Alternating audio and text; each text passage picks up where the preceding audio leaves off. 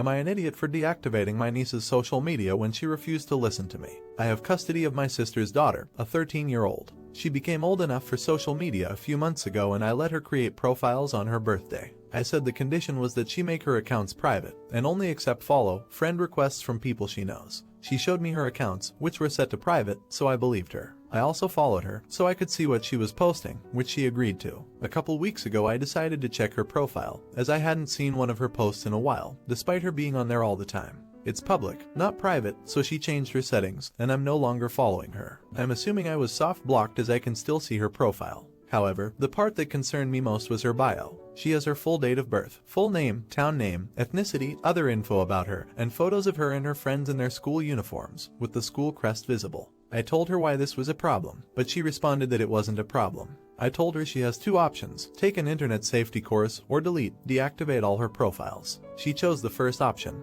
I paid for a short course, an estimated 4 hours to complete. It took a couple days, at which point she told me she'd taken the course and passed with flying colors, even showing me the certificate that said she passed. I gave it a day, checked her profile, and it was exactly the same, except I was blocked and had to go on incognito to check it. I also checked the course website and it said that you, as in the user, spent 17 minutes on the course. That was the last straw, so I told her to deactivate everything, and I put software on the PC, which I've used to block social media. I can't do much about apps on her phone, but it's something. She's told my mother what I've done, and Mom is outraged. Says I had no right to take away her social media, that I should reinstate it, and apologize for being paranoid and controlling and let her make her own choices about her personal safety. I've said she's 13 with no concept of internet safety. She can have social media back when she understands how any aspect of online safety works. My mother feels this is unreasonable and that I have moved the goalposts as she completed the course like I asked, but there's no way she completed a 4-hour course in less than 20 minutes. Mom says she's 13, not a little kid, and I need to trust that she knows what she's doing.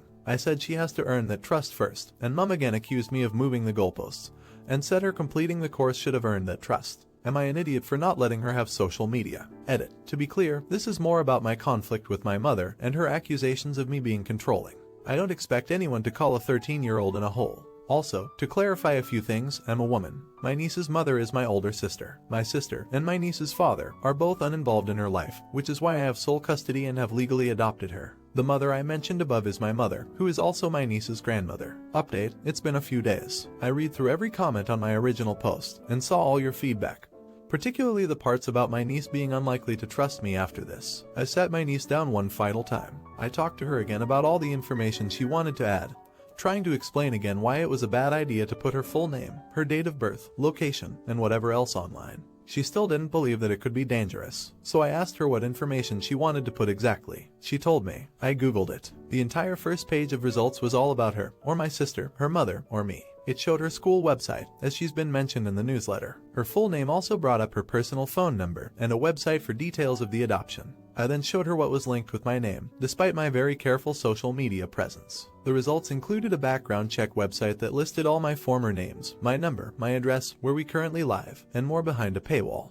She now completely understands what I was trying to tell her. We worked out a new deal. She's allowed social media, but instead of all the information she wanted to add, she's only allowed her star sign and that she's a minor. She can give a location, but it has to be our county, not our town. Her profile will be private and she can only link up with people she knows IRL. I will follow her from a fake account, so her friends don't see her aunt on her friend lists. These restrictions will lessen in due time. If she does anything to screw it up, it all gets deactivated again, and we won't even revisit the topic of social media until she's 15. As for my mother, I called her and told her to back off. I said that I have custody of my niece, so I make the decisions, and Mom doesn't get to make that harder for me. That if she really thought my niece putting her full name, date of birth, location, etc. online was safe, she's an idiot. And it pisses me off that the only times I hear from her, it's so she can tell me that I'm doing something wrong, when she herself was given the chance to adopt my niece and refused. Mom essentially said that she can't believe I'd treat her like this and I shouldn't expect to hear from her for a while. Not an idiot. You can never be too careful online. There's some dangerous people out there these days. Any shred of information in the wrong hands could lead a bad person right to your door. As a teen, I would resent all the control you put on her online life, but now as an adult I know how essential it is. Not an idiot. This is a good update. My school used to use this tactic. The 13-year-olds would have an assembly each year where the teacher used to show us on the big screen what came up when our names were Googled. I think making it visual rather than just saying scary things is definitely the best approach, and I'm glad you and your niece are back on the same page. Do you think the ant was out of line? Let me know in the comments. Now, you won't want to miss this next story. Am I an idiot for checking my blood sugar at my desk when my coworker has a severe blood phobia? I, male 24, enjoy my job and have two coworkers, Megan, female 25, and our new coworker James, male 23, who just started. The three of us each have our own office space, but because we have to frequently collaborate on work throughout the day, we are often at each other's desks. I am a type 1 diabetic. I give insulin and check my blood sugar throughout the day as needed. I give insulin through a pump, so that's not an issue. Checking my blood sugar involves pricking my finger to draw a drop of blood. The blood gets sucked up into a test strip that is connected to a glucose meter, and the meter displays the reading. The whole process takes like 10 seconds. I was checking my blood sugar in my office right when James walked over. Immediately, his face went white. He looked like he was about to puke or faint or maybe both. I was like, "Dude, are you okay?" He told me that he has a major blood and needle phobia and gets therapy for it.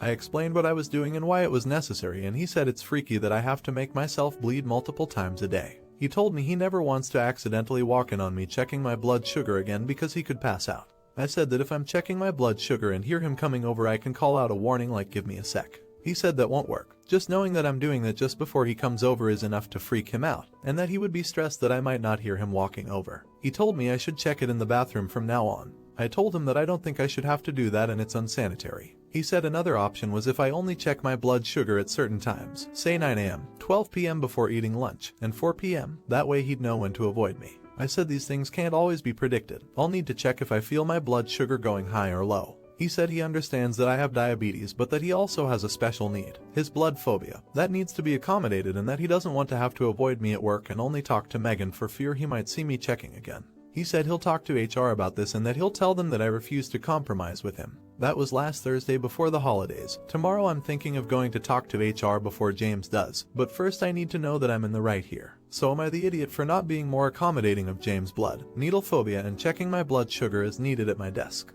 Edit. To clarify something, James cannot see me test my blood sugar unless he is literally standing in my doorway. It's not a communal-style workplace. I do not test in common areas, only in my office. Update. I'm really glad I posted. It gave me the reassurance I needed that I was doing the right thing going to HR. I took your guys' advice on how to approach the conversation with HR. I said that me and my coworker have conflicting medical needs and I could use advice on a solution that would work for both of us. The HR lady said that I have every right to continue to test my blood sugar in my office. When I told her that James suggested I test only at specific times of the day, her eyes got really big and she was like, "No. Do not test your blood sugar on a schedule suggested to you by your coworker. Only your doctor." Later HR spoke to James as well. Here's what we agreed to with HR. James is to call me on the phone before coming to my office. As in, "Hey, can I come ask a question?"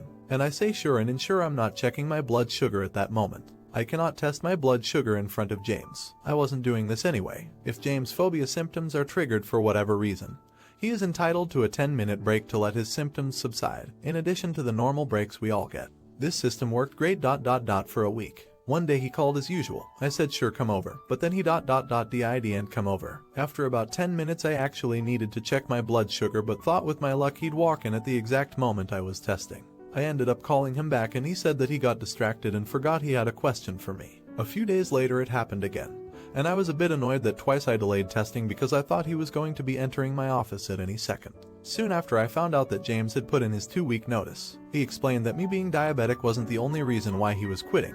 He wanted different hours, etc., but that it did play a role. Later, Megan, our other coworker, told me that James told her that he really struggled with me being diabetic. For example, even just thinking, I need to ask a question, but I have to call first to make sure he's not checking his blood sugar was distressing to him because then he'd be thinking about it, which would make him feel queasy and anxious. James has quit now. While I'm relieved that I don't have to feel like a leper at work anymore, I mostly just feel bad for James. It must be awful living with a phobia that's severe, and I know he didn't choose to be that way. I hope he continues to see his therapist and can improve. So I guess this doesn't have a happy ending because ultimately we couldn't work it out and he quit. Not an idiot. Well, I'm glad that HR were so understanding of both sides and actually attempted to solve it for both of you. I'm sad to hear that he quit because of this, but maybe it's for the better. I hope he can get the help he needs to overcome this phobia, especially since it seems so severe that he couldn't work in the same place as someone who is diabetic. Not an idiot. I'm not one to downplay a phobia, but honestly, it seems like James was either expecting them to go further to accommodate him or is looking for a payout.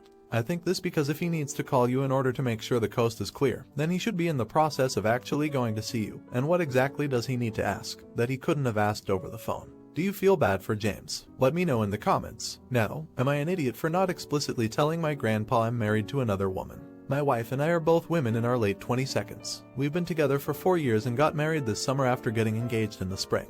Due to restrictions and personal preference, we did a courthouse wedding with each of our sisters as our maids of honor. It was a relatively simple affair and my wife and I are pleased with how low-key it was. Before we got married, I was not out to my extended family members. I was very close with my grandma and was afraid of how she might react. Sadly, she passed away shortly before our wedding, so she never got to know that my wife was more than a friend. I'm not very close to my grandpa, but I do try to call him once a week to chit-chat. He's very reserved and soft-spoken, so our convos are typically 5 minutes of fluff about work and the weather. I had introduced my wife to my grandparents. They met her a few times before my grandma passed away. They only knew her as my roommate, friend, as I wasn't out at the time. But I would tell my grandma about fun things we did together, and honestly I think she might have known that we were a couple. In retrospect, Grandpa probably didn't pick up on it because I'm not nearly as close to him as I was with her, so when we visited he would say hi and chat with us for a little bit before going into his workshop while we stayed with my grandma in the house. After the wedding, I decided I couldn't hide who I was any longer and posted our wedding pics to social media, saying that we had gotten married and I was happy to spend the rest of my life with the woman I loved.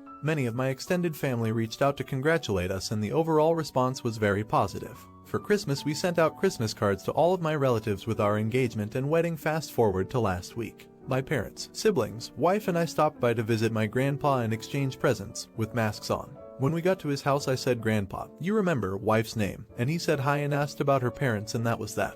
Everyone was sitting in a circle around the living room, sitting next to my wife on the couch with my arm on the back of the couch around her while we went around and everyone opened presents. I got a cookbook that my grandma had picked out for me before she passed and I started to tear up. My wife held my hand for a while to comfort me. The next day my mom reached out saying that my grandpa didn't know that my wife and I were together until he saw me hanging all over my wife. I'm sure these are my mom's words. I told her that I genuinely thought he knew, and that if someone hadn't talked to him about it after we posted it on social media he would have realized from the Christmas cards, which featured a close-up of the rings. He had asked my mom about it after the party and she had to tell him. She says it should have been from me. My mom told me it was my responsibility to tell him and that he shouldn't have found out that way. Am I an idiot for not specifically telling my grandpa I'm married to a woman? My mom said it isn't the end of the world, but I can tell she's kind of upset. My wife said that she didn't think any PDA we did have was not over the top and nothing my siblings wouldn't do with their SOs, who weren't present. And a friend said that it's not on me to make sure everyone knows about my marriage. Update. I just want to thank everyone who commented. I read through them all and it really helped me process the situation.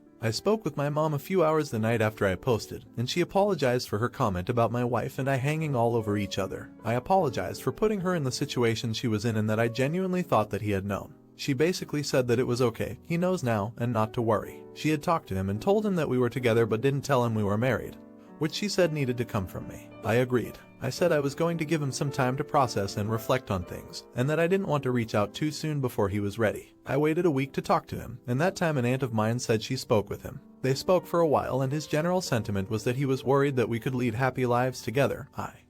Could we find a home? Could we have kids? Would we be able to keep our jobs? She said they had a really good talk and that she was able to reassure him of his worries. She told me I should talk to him and give him a chance to see how happy we are. This weekend I went to visit him. My aunt and mom came too. After we chatted for a while I told my grandpa that I had some news. I told him that my wife and I had actually gotten married this summer. I made it clear that it was a very small ceremony and that our parents couldn't even attend. And because of that we are planning on having a big wedding celebration in a year or two after COVID is over so all of our family and friends could celebrate.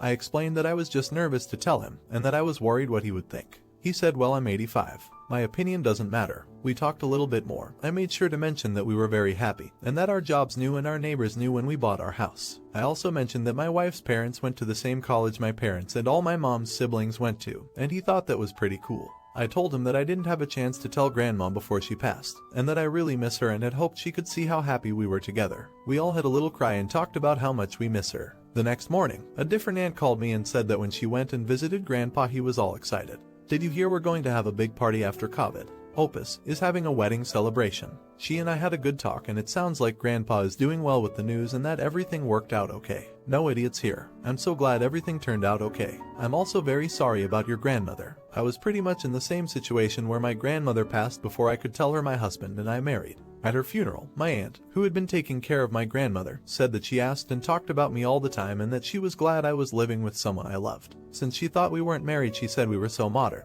which makes me laugh whenever I think about it. Even if your grandmother didn't know you were a couple, I'm sure she was happy for you anyway to be spending so much time with someone you love, even if she thought you were only friends.